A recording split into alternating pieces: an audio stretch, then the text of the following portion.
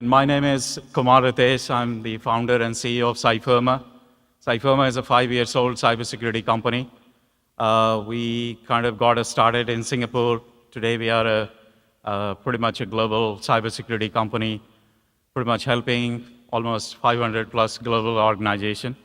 What we essentially do, we provide a clear view of your external threats and risk, looking at from a hacker's point of view. My background is from intelligence. I used to work with British intelligence with MI6.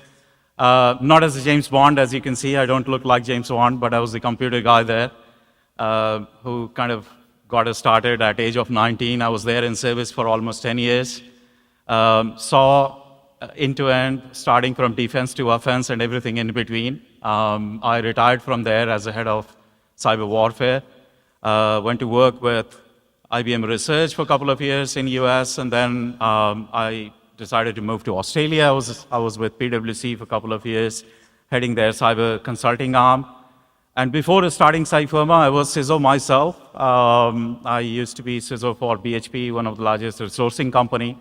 And really the concept of c0c0n came together as part of my role in BHP, where I was myself struggling to find a solution which could have actually given us the ability to understand how good or bad we look like from outside in perspective, and how do we get a complete comprehensive view of external threats and risk.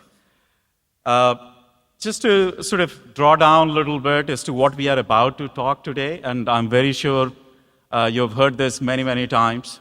Cyber threat intelligence is quite an important domain of cybersecurity. We all understand that. I am about to sort of challenge that a little bit. Is CTI really sort of giving you the right outcome based on which are you able to actually appropriately defend your organization? Today, if you look at CTI, this is how it looks like, quite frankly. It's a little opaque. It's not very, very clear. You do not have any contextualization, personalization being done on threat intelligence which is being delivered to you. And unless and until you have that personalization, contextualization, and relevancy being applied to threat intelligence, I wouldn't actually call that as threat intelligence. That is, quite frankly, a feed. And hence, the whole notion of CTI and how CTI was kind of, really sort of embedded into cybersecurity posture management itself has been questioned now multiple times, multiple cases of cybercrime which we continue to see. If you start to look at some of the tools which we have kind of, started to embrace, attack surface management tools, quite popular, very much needed for your cyber posture management. But essentially, if you look at most of the attack surface management tools today, they, quite frankly, provide you a view of your internet accessible assets. And of course, they go about actually giving you an ability to understand what are the most important actually attack surface which you need to cover, which you need to make sure that they're not visible.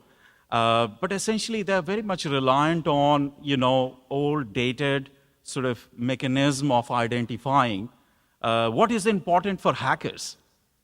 I'll be super honest to you. Hackers are not going behind CVE severities. They are not going behind critical, high, medium. Quite frankly, if you look at it in the last 2.5 years, cyber criminals have gone about actually exploiting 68% of the time low priority vulnerability. They're not bothered about critical and high. They know for a fact you're going to go and take corrective actions.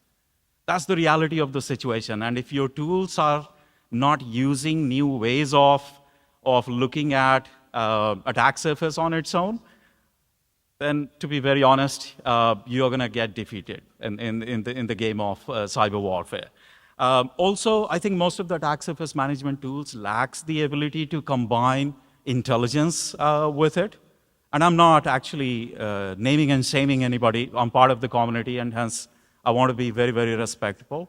But essentially, if you look at it, if there is no correlation being done with how adversaries are looking at your attack surface, then it's quite pointless. And that's what we continue to see. If you start to look at vulnerability intelligence or scanning tools, again, the reliance is very much on CVE score, severity of CVE score, and which is important. I'm not saying that is not important, but what is really lacking is an adversary point of view, hacker's point of view, which is again a missing dot here. You do have a problem where most of the vulnerability intelligence tools are very much focused towards finding those gaps, but you're not essentially looking at configurational weaknesses. You're not looking at anything around your API weaknesses, and that comprehensiveness is very much needed. If you look at brand intelligence tool again, very much towards your digital footprint is what you see today, without any kind of correlation to your hackers, perpetrators, campaigns, TTPs, and brand intelligence tools should have that ability to sort of present to you. How would you essentially understand how lucrative you are in front of adversaries? There's no other way. And if brand intelligence tools are not doing that, then, well, we are defeating the purpose. Digital risk tools, again, there are heaps of digital risk management tools out there, but what we essentially continue to see is, one, the problem is around the coverage of the tools itself. Number two, most of those tools actually really miss the insight from cybercrime community, which needs to be actually embedded as part of your digital risk management tooling exercise. Situational awareness, and what is situational awareness? This is essentially, your ability to understand, what is happening from cybercrime perspective in your industry, your geolocation, and your technological, sort of landscape which you are using. And you need to understand, and you need to be that awareness which you need to carry, based on which you are making some of those strategic decisions as to how you want to actually go and set up your cyber posture. And the last piece is the threat intelligence part, which is, quite frankly, in today's world, if you ask me, and I'll be super transparent to you, it has become an operational tool which gets embedded as part of your security operations center. The whole purpose of intelligence, if you start to look at it, was to give you a strategic advantage, was to give you, management advantage as to how you're going to be responding back to cybercrime or any sort of, co-ops sort of, intelligence operative, which is clearly missing today. Most of the actually tools out there, they're very focused towards IOCs, TTPs, and they actually kind of very much stop there. There is no answer which you get today, who's looking at attacking you, why they're looking at attacking you, because attackers will have a motive. And you need to have an ability to sort of get a glimpse of why there is interest towards you. When can they possibly attack? Like, how ready are they to launch an attack? And then essentially looking at what are they after? Like, why you are a target for adversaries. Is it because you are carrying intellectual property? You're carrying PII, CII? But you need to have understanding of that. And only when you have understanding of who, why, what, when, you go about actually solving the how part, which is essentially the tools, the TTPs, the IOCs of the world to kind of, counter those cybercrime. We clearly lack that today. And on top of it, I think if you start to look at our landscape itself, is evolving. And you've heard that multiple times, quite frankly. I'm not going to emphasize more on it. But 3 points I want to sort of highlight on this slide. One, we are very, very clearly seeing now cybercrime being actually orchestrated by cybercriminals to be able to launch a kinetic attack.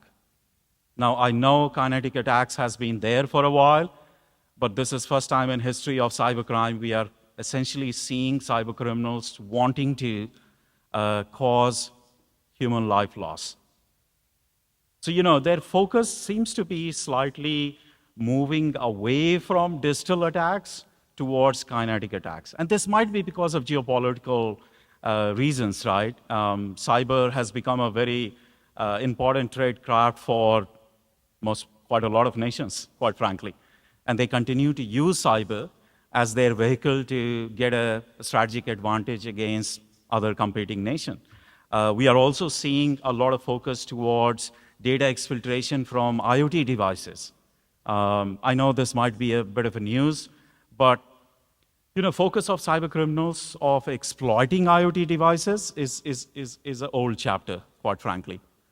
They are collecting data from IoT devices, they're doing behavior analysis on those data, and they are essentially actually capitalizing on those data to come back and see how they can actually come closer and closer to you, because we have started to use IoT devices not only in manufacturing plants, but we are using them in our homes as well. And the third part, which is, of course, the AI and your defects and your botnets and everything else, you see a lot of interest in cybercrime community towards defect. I think there was a very, very important topic which just got discussed before. Essentially, the interest of cyber criminals to capitalize on deepfake technology. We have actually started to see that. Like if you look at in last, I would say 7.5 months, deepfake technology has been discussed on cybercrime community almost 3.5 million times. And I have no doubt that while phishing attacks are going to be history in 2 to 3 years' time, and you're going to have defects which is going to replace phishing attacks. Because we are seeing a clear trend in cybercrime community where their interest is more towards launching those attacks which are way, way more personal, which you can't actually even if avoid. And you know what deepfake is all about. Supply chain, very important, very topical. Continue to be a high intense, actually, sort of topic for cyber criminals. If you look at some of the, actors, if I can say so, hackers, adversaries from India perspective, you're not going to see some of those traditional names here, right? Pakistani hackers trying to hack into India. I think that notion is changing. Quite frankly, you've got better players now in the game. We continue to see some of these actors out there, and we respect all the nations, but we want to be also very, very vocal about this, that we are seeing a very clear collaboration between state-sponsored groups now. The time is over when state-sponsored groups used to operate in silo. We are very clearly seeing now, Chinese threat actors hiring North Korean threat actors to launch an attack against their objective. Similar way, we are seeing, Russian threat actors are being hired by Chinese threat actors, or vice versa. Which means, if you look at the intensity of attacks which is going to come towards us, if we assume that our adversary, and naming a country, is China, you're not going to see attacks coming from China.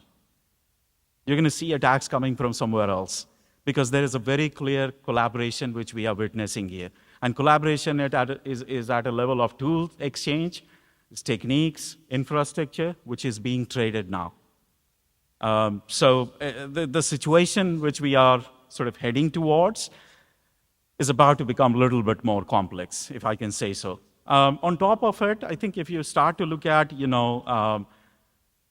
our infrastructure, I think we have exponentially, enabled our infrastructure, quite frankly. And I must say that the way India has actually enhanced critical infrastructure to security controls to digital infrastructure is absolutely phenomenal. We have never seen that happening anywhere else. I think we just need to be a little bit cautious as soon as you're actually going super digital, you do have a sort of intern risk, whereas some of these digital infrastructure will give cyber criminals the ability to come back and attack us, which means we need to start to plan our sort of a strategy as to how we are going to go about defending some of those infrastructure. Why do you think cybercrime continues to evolve despite of all the security controls which we have actually gone about building, embracing in the organization, as well as working with some of those big, large tools out there, including ourselves, right? Clearly, the problem which we see, organizations are very focused towards inward security control. And when I say inward security control, pretty much perimeter to network, to endpoint, to data.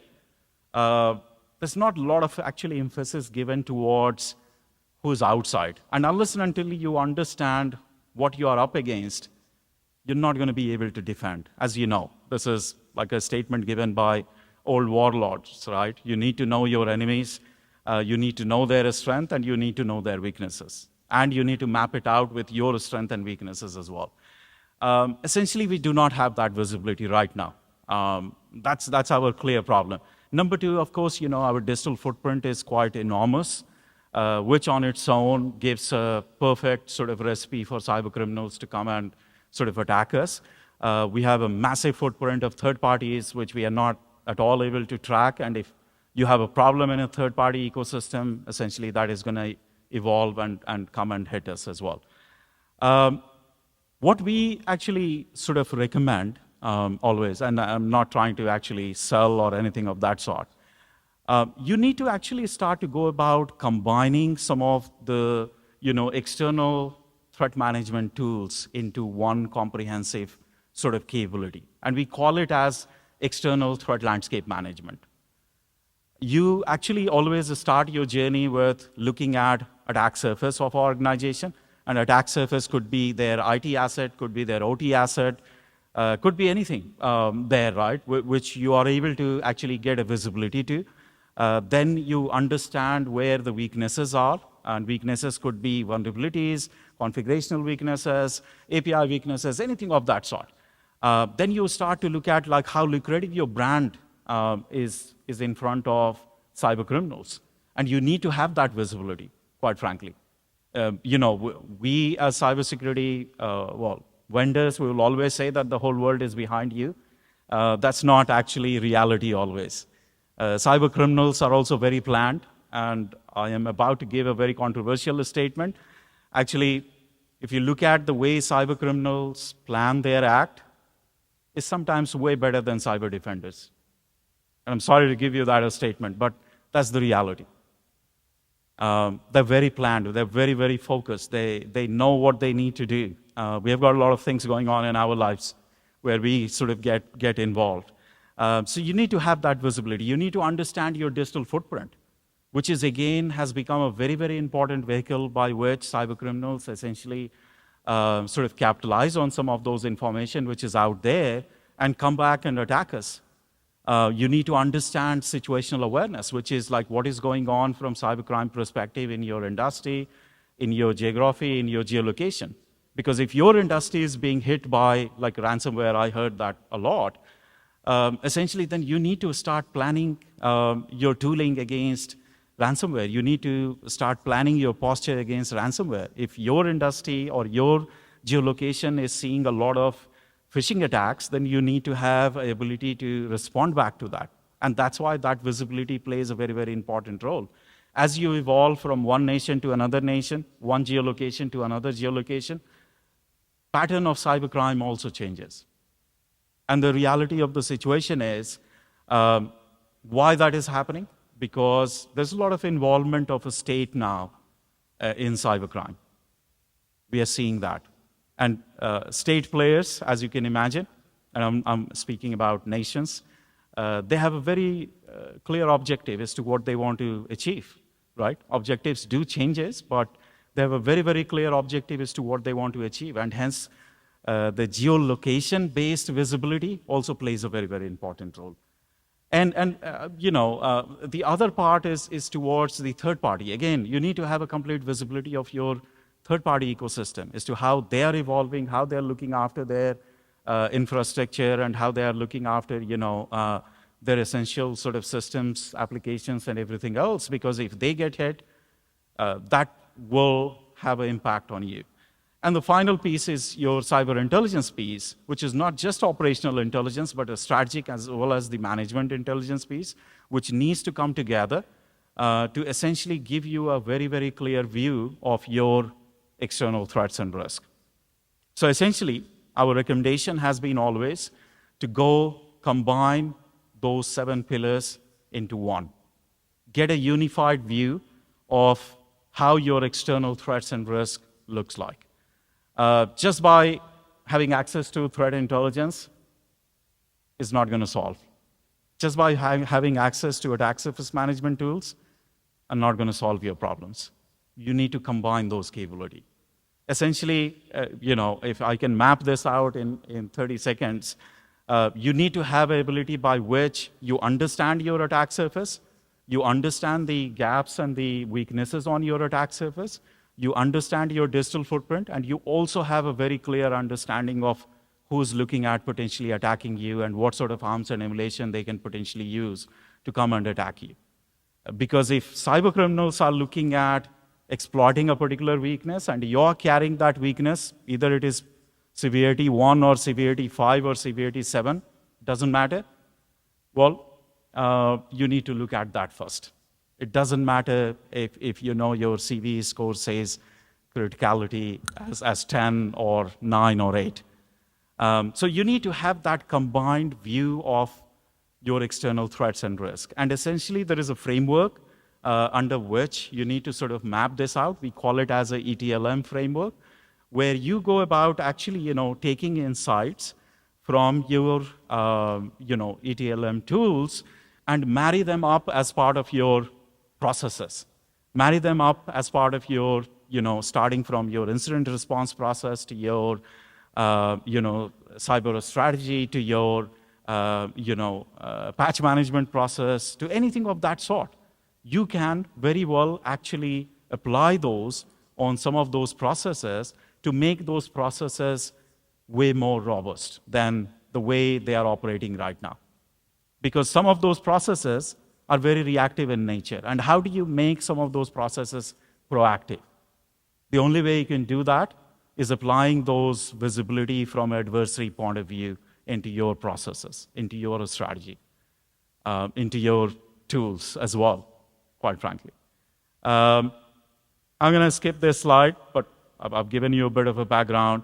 I want to actually talk about some of the sort of use cases. These are not I wouldn't call them as a success story, but some of the organizations with whom we work, they have gone about actually using our capability to deliver them a unified view of their external threats and risk, and they have been able to actually defend themselves from cybercrime which was being planned against them. And we have taken out the names, but of course, there was a corporate espionage which we were able to actually bust, which was, again, being very much supported by, state-sponsored groups. We saw actually a construction company, again, who are part of our portfolio as well. Their digital footprint was quite porous in nature, and we continue to see cyber criminals actually using their digital footprint and coming and attacking us before they started with us. The last one is on the manufacturing industry. Again, a very, very important part where, manufacturing industry generally, they have a big supply chain. We kind of go about monitoring those supply chain to give them an ability to sort of understand, how good or bad they are and what they need to do, essentially, to get themselves at a better place. I'll stop here. Thank you so much for joining us here today. Thank you.